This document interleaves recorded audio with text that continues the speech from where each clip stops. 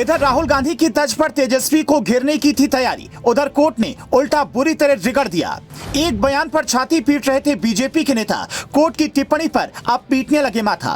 तेजस्वी यादव को जेल भेजने की सारी प्लानिंग हो गई फेल। तेजस्वी का ऐलान 2024 में होगा बड़ा खेल। याद होगा कि कैसे मोदी वाले एक बयान को आधार बनाकर राहुल गांधी की सदस्यता खत्म कर दी गई थी। गुजरात की एक कोर्ट ने उस मामले पर जैसे ही फैसला सुनाया, लोकसभा स्पीकर ने तत्परता दिखाते हुए दूसरे ही दिन राहुल गांधी की सदस्यता को खत्म कर दिया, जिसे बीजेपी के नेता खुद मास्टर स्ट्रोक बता रहे हैं। और प्लानिंग बनाई गई है कि जो नेता बीजेपी के राह में अड़ंगा डाल रहा है, उसकी सियासी पारी ऐसे ही खत्म कर दी जाए। लेकिन इसी बीच बीजेपी के धुरंधरों से बड़ी गलती हो गई। किसी और के खिलाफ नहीं बल्कि तेजस्वी यादव के खिलाफ एक बयान को लेकर कोर्ट पहुंच गए, जो खुद बीजेपी के लिए गले की फांस बन चुका है, जिससे ना निगल सकते हैं ना उगल सकते हैं। ठग वाले बयान पर तेजस्वी यादव को फंसाने चले थे, उल्टा तेजस्वी के चक्रव्यूह में फंस गई बीजेपी।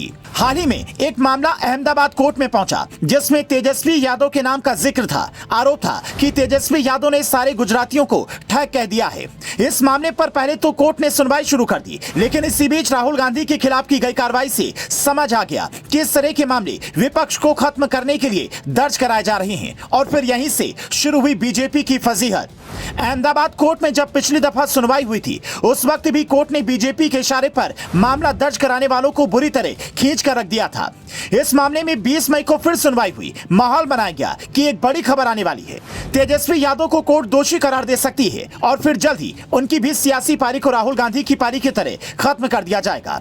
लेकिन यही पासा उल्टा पड़ गया। 20 मई को जब गुजरातियों को ठग कहने वाले बयान पर अहमदाबाद कोर्ट में सुनवाई हुई, तो पिछली बार हुई खिंचाई मगज में घूमने लगी। तो अपने ही तरह सोचने वाले 3 लोगों को कोर्ट के सामने शिकायतकर्ता ने खड़ा कर दिया, जिसमें तीनों ने कोर्ट के सामने कहा कि हाँ, तेजस्वी यादव के बयान से ठेस पहुंची है। उसके बाद बीजेपी पूरी तैयारी में थी। बीजेपी का IT सेल मैसेज टाइप कर चुका था, अपनी दिहाड़ी मजदूरों तक सिर्फ पहुंचाना था। लेकिन कोर्ट ने कोई फैसला करने की बजाय 12 जून की तारीख दे दी, जिसको सुनकर बीजेपी के नेताओं को चक्कर आ गया और अब जवाब देते नहीं बन पा रहा है। वहीं तेजस्वी यादव ने भी चुनौती दी है कि बीजेपी कितना ही जोर क्यों ना लगा ले, वो तेजस्वी की तेज को खत्म नहीं कर पाएगी। और सत्ता के दम पर कितना ही दबाव बनाने की कोशिश की जाए, तेजस्वी यादव दबने वाले नहीं है।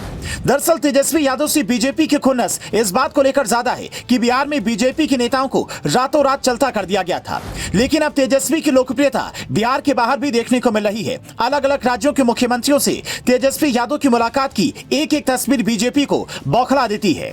हाल ही में तेजस्वी यादव ने झारखंड के सीएम हेमंत सोरेन से मुलाकात की थी, जिसने दिल्ली दरबार को हिला दिया था। वहीं कर्नाटक में हुई हार के बाद से बीजेपी सदमे में है और खासकर सिद्धरमैया ने अपने शपथ ग्रहण समारोह में तेजस्वी यादव को बुलाया है, जिसने बीजेपी को टेंशन में डाल दिया है कि 2024 से पहले अगर तेजस्वी का दायरा बिहार से बाहर बढ़ गया तो मोदी सरकार की वापसी मुश्किल हो जाएगी।